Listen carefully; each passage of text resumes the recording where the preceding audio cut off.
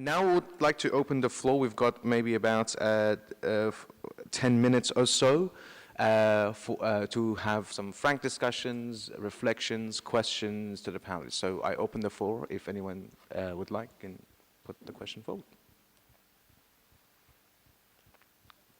Clara. Hello everyone.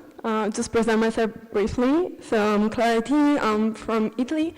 Lily this year was selected as a climate reality leader, which is an initiative funded by Al Gore. And this thanks for the global service community, and the deputy head is also here. I'm very glad to see her. I created a few years ago an initiative which focused on increasing the number of women in leadership. I participated last year at the G20 as a youth delegate. I was editing the priority of women empowerment. And I've been trying to find several advocate strategies like going to events, do TED Talks, summits, also work on a local level. And my question is to the founder of Global Citizen. And I understand that maybe mobilize a lot of people when, for example, Rihanna is tweeting to a prime minister. That's very maybe simple. But how were you coping at the beginning when you decided to fund your organization? I mean, how did you manage to overcome the first struggle just as founding or mobilize as the first group that wanted maybe to work with you? Thank you. Thank you for your question.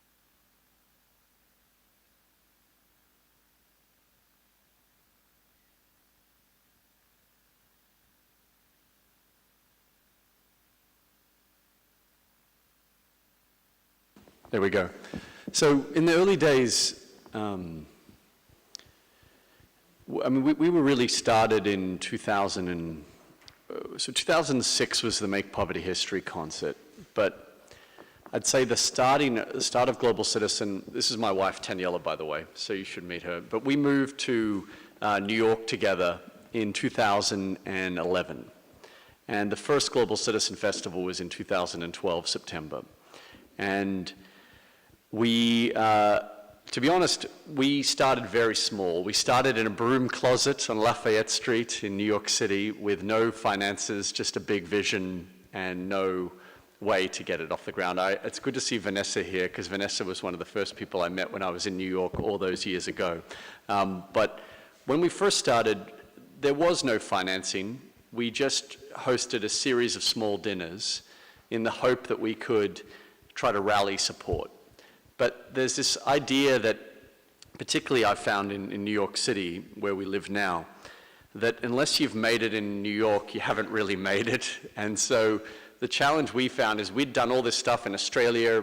We moved to the UK. We studied at Cambridge together and got the Global Citizen movement going in the UK. But when we moved to America, no one really cared about that until we demonstrated that it was real in America. And so, pardon me.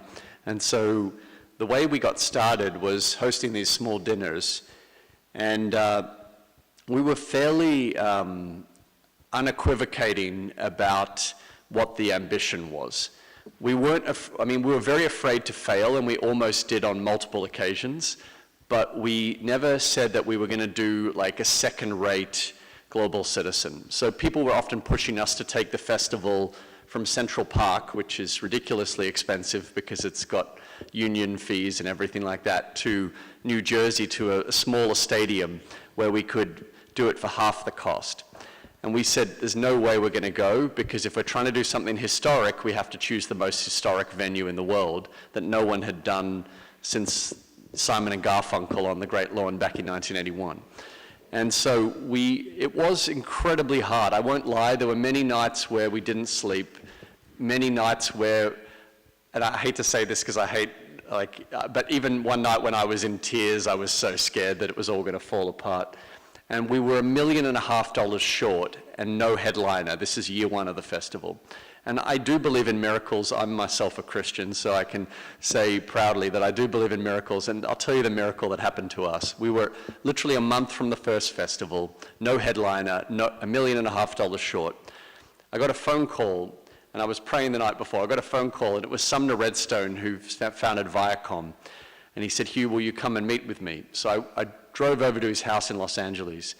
I shared with him our vision for what we could pull off, and he wrote a check for $1.5 million on the spot, literally handed it to me. And then a few hours later, I got a phone call from Neil Young, and he said, Hugh, I want to headline the first Global Citizen Festival. And this was already August. The festival was meant to be in September, and we launched 4 days later. And so that was year one. And then another miracle that happened was the day after year one, we thought that was going to be the end of it. And then Stevie Wonder called and said, Hugh, I want to headline year two. And we said, there is no year two. And he said, well, you better well make a year two because I'm going to headline it. And so that's, I mean, often these things grow organically. Once you've got a certain amount of momentum, it picks up by itself. But in the early days, to be really honest, it's just really hard. I often say to my friends who are young entrepreneurs, it's like eating glass. It doesn't taste nice. You know, it hurts, it's painful, many sleepless nights, but is it worth it? Absolutely, but you have to be willing to grit through the hard stuff. You should ask my wife, Daniela, because she's founded her own organization, nabu.org, focused on digital literacy across Rwanda, the DRC, and other, and she's built it as an entrepreneur from the ground up. So happy to share with you some of our insights. It's just really hard.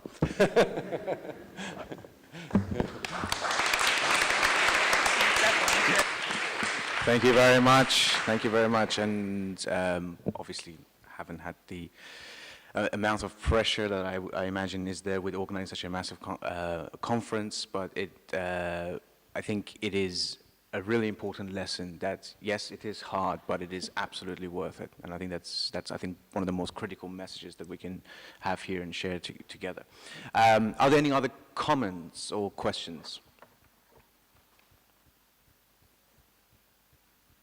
Yes. Hi, this is Abi from the Queen's Young Leaders Program, CEO of an organization called Isusu, building core banking systems and for microfinance institutions. I guess my question is, as we think about development and we think about the sustainable funding and lots of the initiatives we're thinking about, I've heard a lot of discourse in terms of ODAs and getting a lot of governments involved to make commitments, which is important from an institutional perspective. There's, however, a particular sort of stakeholder missing, which owns a lot of the capital to essentially catalyze a lot of this movement, which is the private sector. My question is, what are some of the strategies we're looking to engage the private sector to not alienate them despite the fact they're contributing their humble quota to not so development in the landscape of the world, but to actually embrace and say, these are some tactical ways you can get involved to make the world a better place and inculcate the sustainable development goals and the metrics we're trying to track against as an important DNA as part of their own business processes also. All right. All right, great, thanks. My name is Lawrence. I'm from the Commonwealth Secretariat. I'm not here representing the Commonwealth Secretariat, but I'm, very happy and glad to be here. And thanks for the invite. And thanks for the great presentations. I just have a reflection and a question, I guess, to Hugh from Global Citizen. Our Secretary General has also been part of the movement, and we're very happy to actually, see the great advocacy work that Global Citizen is doing. I think my question, or rather just reflection as a young person, having seen the huge policy and practice gaps that are that lay between the advocacy work that we do and the actual implementation of a lot of the aspirations that we go for. I'm just wondering what maybe if there's any reflections you can give around after the commitments, that ambition and delivery gap that always exists. What are some of the practical, follow-ups that happen there beyond the advocacy concepts that have been there, just to get to see, how at a regional, national, and, much more grassroots level where the impact and change actually happens, what difference have, some of the advocacy initiatives actually have had? Thanks.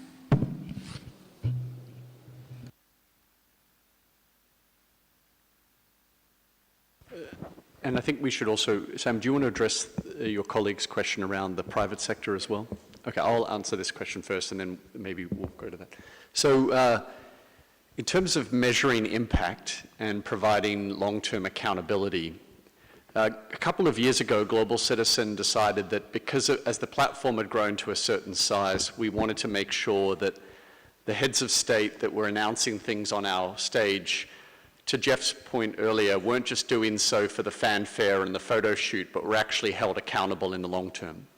And so we partnered with PricewaterhouseCoopers to set up an auditing framework so that every single commitment, every word that came out of the world leader's mouth was tracked and recorded down to the precise dollar announcement within what time frame. And then what we do, we work with PwC to publish an independent report about the nature of that world leader's commitment. And then every 6 months, we give them a deadline by which they have to report progress towards how they're implementing. And if they fail to meet that deadline, then initially we will give them a gentle nudge and say, please report. If they continue to fail, then on occasion we will publish with our media partners, the New York Times or with Forbes magazine or Huffington Post, because some of those representatives are on our board, we'll publish if a government has failed to deliver.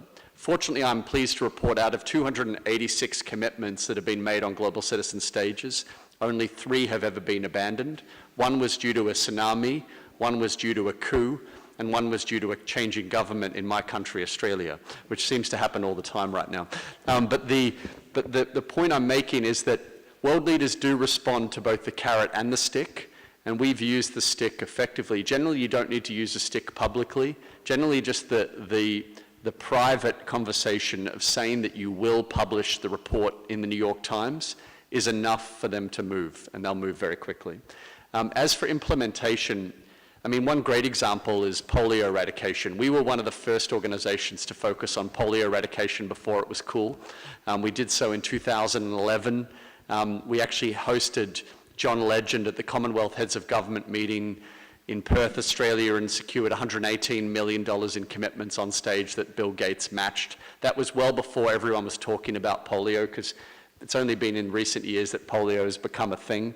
But now, you know, I was back in India and saw in, you know, not just Uttarakhand, but several provinces where polio still existed. And thanks to the Do Boot campaign, 2 drops in every child's mouth, simple purple vaccine that people get, that was financed as a result of the sort of advocacy Global Citizens did to help literally raise hundreds of millions of dollars for polio eradication. Now, polio is only endemic in Pakistan and parts of Afghanistan. And that's because those are still conflict areas where we cannot deliver healthcare services appropriately. So in every other place where you've got peace and stability, polio is now becoming a thing of the past. And I think that's a perfect example where Global Citizen was there since 2011. You know, now 7 years later, northern Nigeria no longer has endemic polio. Bihar province in India, totally polio-free. They said that would never happen. A good example of the power of advocacy leading to practical implementation. Great, thank you very much. And just quickly to your comments, there is a specific session around how we use business and how startups can help contribute to the SDGs. It's a very important discussion and how we can potentially contribute to that. But that's one of the sessions, and so I hope you will have the answer to your question from a number of expert panelists who are doing that. So, huge thank you to all our panelists, and now we will be going for a 10-minute break. I mean that. It's a 10-minute break. We have a lot to do, but there will be a quick coffee, bathroom break, and water. So a final thank you to all our panelists. A big round of applause. Thank you.